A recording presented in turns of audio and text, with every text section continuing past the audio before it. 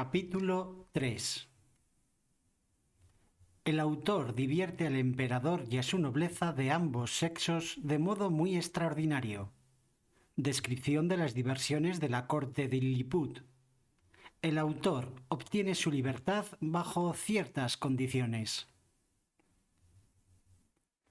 Mi dulzura y buen comportamiento habían influido tanto en el emperador y su corte, y sin duda en el ejército y el pueblo en general, que empecé a concebir esperanzas de lograr mi libertad en un plazo breve. Yo recurría a todos los métodos para cultivar esta favorable disposición. Gradualmente, los naturales fueron dejando de temer daño alguno de mí. A veces me tumbaba y dejaba que 5 o 6 bailasen en mi mano. Y por último, los chicos y las chicas se arriesgaron a jugar al escondite entre mi cabello. A la sazón, había progresado bastante en el conocimiento y habla de su lengua. Un día quiso el rey obsequiarme con algunos espectáculos del país, en los cuales, por la destreza y magnificencia, aventajan a todas las naciones que yo conozco. Ninguno me divirtió tanto como el de los volatineros, ejecutados sobre un finísimo hilo blanco tendido en una longitud aproximada de 2 pies y a 12 pulgadas del suelo. Y acerca de él quiero, contando con la paciencia del lector, extenderme un poco. Esta diversión es solamente practicada por aquellas personas que son candidatos a altos empleos y al gran favor de la corte. Se les adiestra en este arte desde su juventud, y no siempre son de noble cuna y educación elevada. Cuando hay vacante un alto puesto, bien sea por fallecimiento o por ignominia, lo cual acontece a menudo, 5 o 6 de estos candidatos solicitan del emperador permiso para divertir a su majestad y a la corte con un baile de cuerda, y aquel que salta hasta mayor altura sin caerse se lleva finalmente el empleo.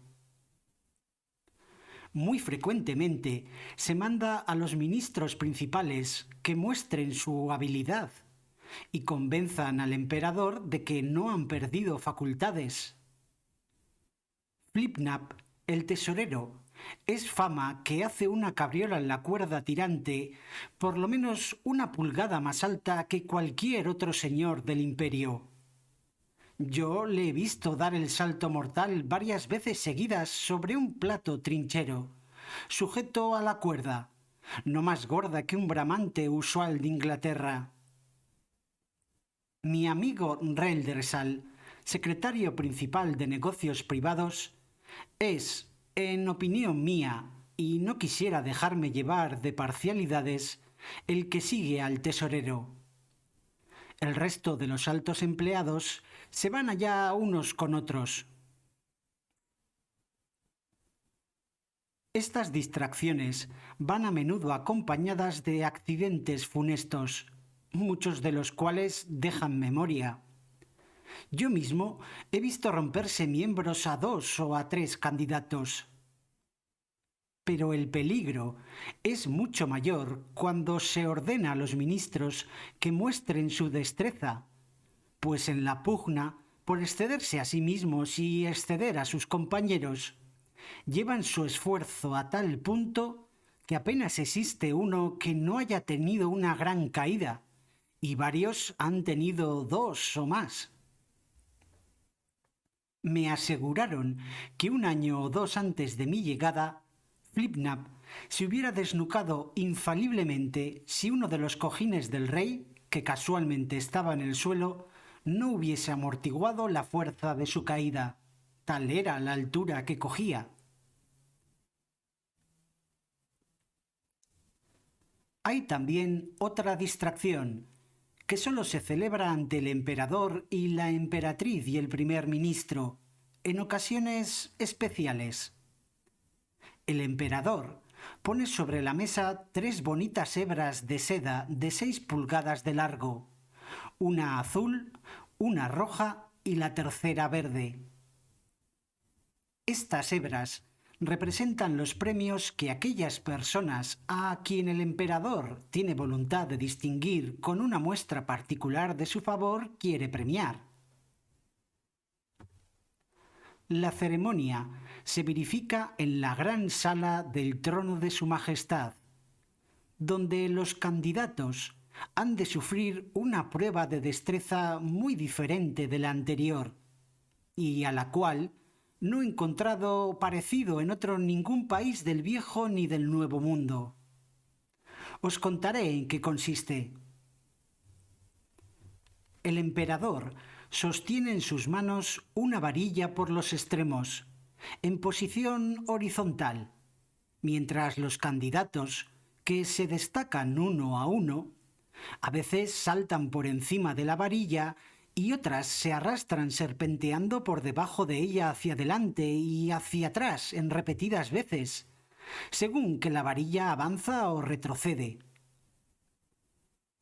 En algunas ocasiones, el emperador tiene un extremo de la varilla y el otro su primer ministro. En otras, es el ministro el que la tiene solo. Aquel que ejecuta su trabajo con más agilidad y resiste más saltando y arrastrándose, es recompensado con la seda de color azul. La roja se da al segundo y la verde al tercero, y ellos la llevan rodeándosela 2 veces por la mitad del cuerpo. Se ven muy pocas personas de importancia en la corte que no vayan adornadas con un ceñidor de esta índole. Los caballos del ejército y los de las caballerizas reales, como los habían llevado ante mí diariamente, ya no se espantaban y podían llegar hasta mis mismos pies sin dar corcovos.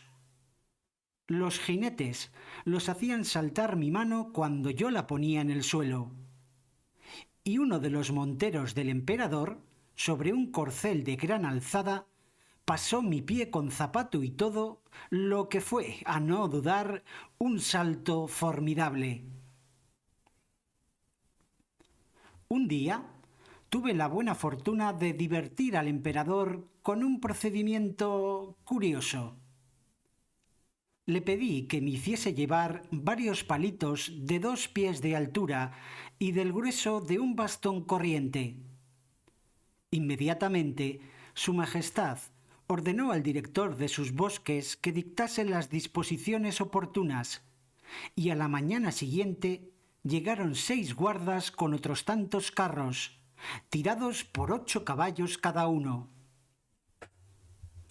Tomé 9 de estos palitos y los clavé firmemente en el suelo, en figura rectangular, de 2 pies y medio en cuadrado. Cogí otros 4 palitos y los até horizontalmente a los 4 ángulos, a unos 2 pies del suelo. Después, sujeté mi pañuelo a los 9 palitos que estaban de pie y lo extendí por todos lados, hasta que quedó tan estirado como el parche de un tambor. Y los 4 palitos paralelos, levantando unas 5 pulgadas más que el pañuelo, servían de balaustrada por todos lados. Cuando hube terminado mi obra, pedí al emperador que permitiese a fuerzas de su mejor caballería, en número de 24 hombres, subir a este plano y hacer en él ejercicio.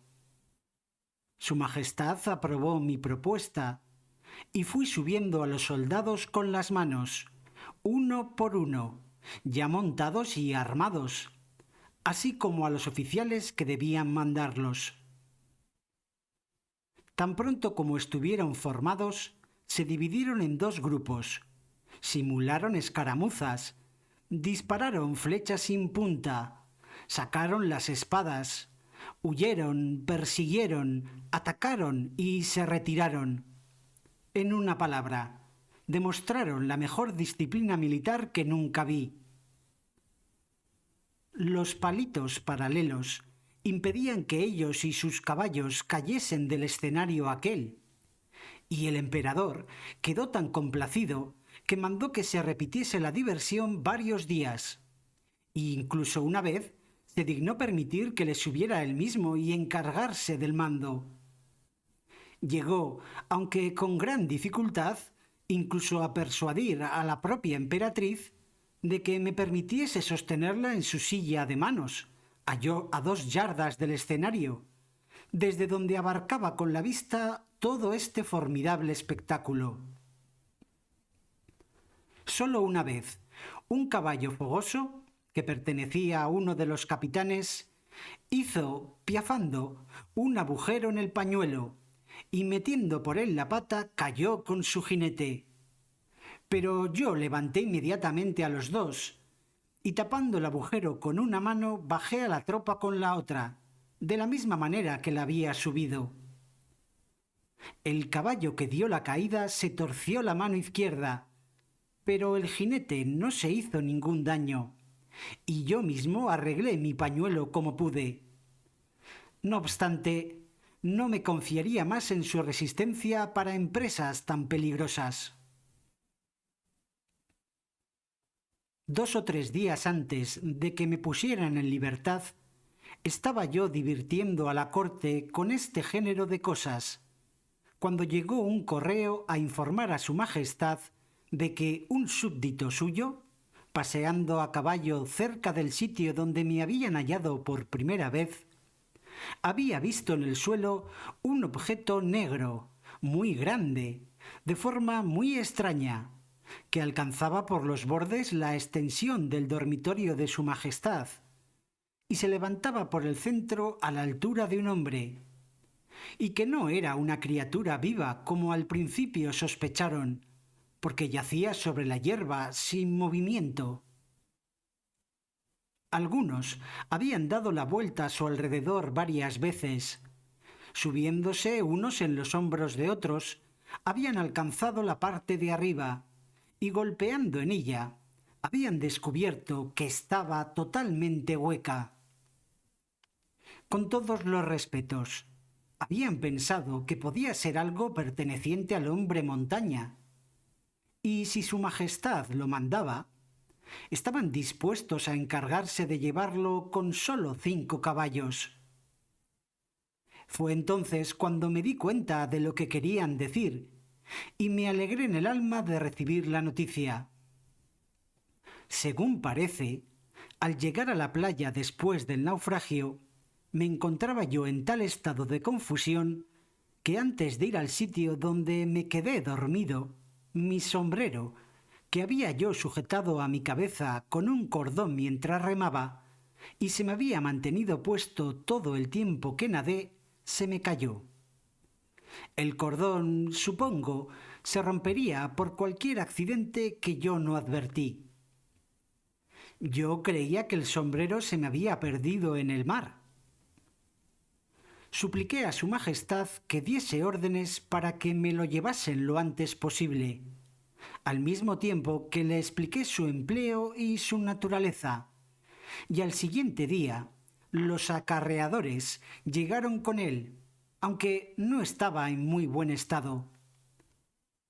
Habían practicado 2 agujeros en el ala, a 1,5 pulgadas del borde, y metido 2 ganchos por los agujeros.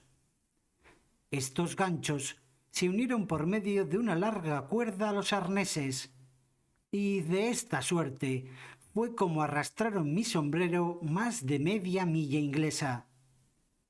Pero por otro lado, como el piso de aquel país es extremadamente liso y llano, recibió mucho menos daño del que se pudiera temer. 2 días después de esta aventura, el emperador, que había ordenado que estuviesen listas las tropas de su ejército de guarnición en la metrópoli y las cercanías, tuvo la ocurrencia de divertirse de una manera muy singular. Hizo que yo me estuviera como un coloso en pie y con las piernas tan abiertas como buenamente pudiese, y luego mandó a su general, que era un adalid de larga experiencia y gran valedor mío, disponer sus tropas en formación cerrada y hacerlas pasar por debajo de mí, los infantes de A24 en línea y la caballería de A16, a tambor batiente, con las banderas desplegadas y con las lanzas en ristre. Este cuerpo se componía de 3000 infantes y 1000 caballos. Había enviado yo tantos memoriales y tantas solicitudes en demanda de libertad que Su Majestad, por fin, llevó el asunto primero al gabinete y luego al Consejo Pleno, donde nadie se opuso, excepto Skyres Bolgolam, quien se complacía sin que yo le diese motivo alguno en ser mi mortal enemigo. Pero fue aprobado, en contra de su voluntad, por toda la Junta y confirmado luego por el emperador. Ese ministro al que me refiero era Galvet, o sea, almirante del reino, una persona muy de la confianza de su señor y muy versada en los asuntos, pero de temperamento rudo y agrio. Sin embargo, le persuadieron al fin para que consintiese, pero concediéndole que los artículos y condiciones bajo los cuales se me pusiera en libertad y que yo debía jurar, fuese él mismo quien lo redactase. Estos artículos me fueron presentados por Skyres Bolgolam en persona, acompañado de los subsecretarios y de varias personas significadas.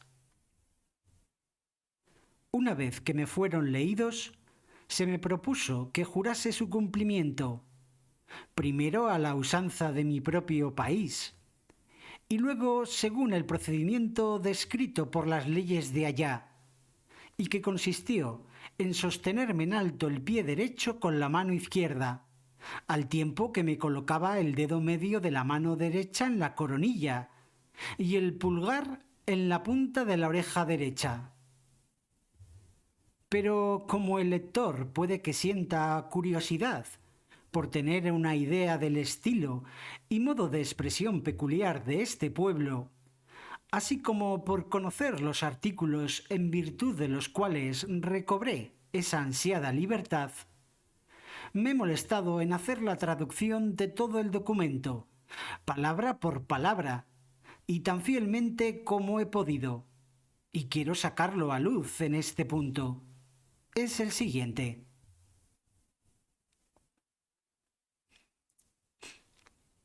Golbasto momaren eblame gurdilo sefi muli uligüe, muy poderoso emperador de Lilliput, delicia y terror del universo, cuyos dominios se extienden 5000 blustruks, unas 12 millas en circunferencia, hacia los confines del globo. Monarca de todos los monarcas, más alto que los hijos de los hombres, cuyos pies oprimen el centro del mundo y cuya cabeza se levanta hasta tocar el sol, cuyo gesto hace temblar las rodillas de los príncipes de la tierra, agradable como la primavera, reconfortante como el verano, fructífero como el otoño, espantoso como el invierno. Su muy sublime majestad propone al hombre montaña, recientemente llegado a nuestros celestiales dominios, los artículos siguientes, que por solemne juramento él viene obligado a cumplir. Primero, el hombre montaña no saldrá de nuestros dominios sin una licencia nuestra con nuestro gran sello. Segundo, no le será permitido entrar en nuestra metrópoli sin orden nuestra. Cuando esto suceda, los habitantes serán avisados con 2 horas de anticipación para que se encierren en sus casas. Tercero, el citado hombre montaña limitará sus paseos a nuestras principales carreteras, y no deberá pasearse ni echarse en nuestras praderas ni en nuestros sembrados. Cuarto, cuando pasee por las citadas carreteras, pondrá el mayor cuidado en no pisar el cuerpo de ninguno de nuestros amados súbditos, así como sus caballos y sus carros, y en no coger en sus manos a ninguno de nuestros súbditos sin consentimiento del propio interesado.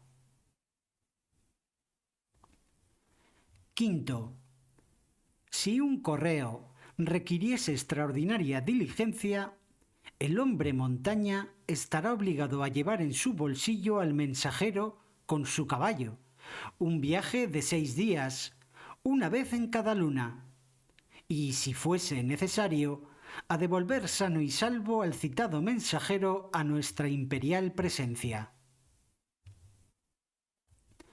Sexto, será nuestro aliado contra nuestros enemigos de la isla de Blefuscu, y hará todo lo posible por destruir su flota, que se prepara actualmente para invadir nuestros dominios. Séptimo, el citado hombre montaña, en sus ratos de ocio, socorrerá y auxiliará a nuestros trabajadores, ayudándoles a levantar determinadas grandes piedras para rematar el muro del parque principal y otros de nuestros reales edificios. Octavo, el citado hombre montaña entregará en un plazo de 2 lunas un informe exacto de la circunferencia de nuestros dominios, calculada en pasos suyos alrededor de la costa. Noveno, finalmente, bajo su solemne juramento de cumplir todos los anteriores artículos, el citado hombre montaña dispondrá de un suministro diario de comida y bebida suficiente para el mantenimiento de 1724 de nuestros súbditos, y gozará libre acceso a nuestra real persona y otros testimonios de nuestra gracia. Dado en nuestro palacio de Belfavorac el 12º día de la 91ª luna de nuestro reinado.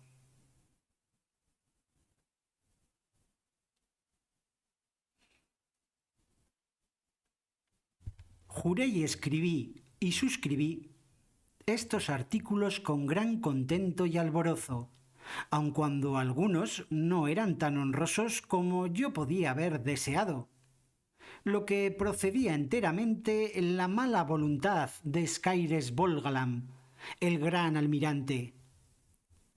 Inmediatamente después me soltaron las cadenas y quedé en completa libertad. El mismo emperador en persona me hizo el honor de hallarse presente a toda la ceremonia.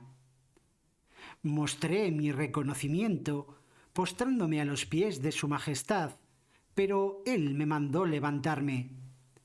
Y después de muchas amables expresiones, que no referiré porque no se me tache de vanidoso, agregó que esperaba que yo fuese un útil servidor y que mereciese todas las gracias que ya me había conferido y otras que pudiera conferirme en lo futuro.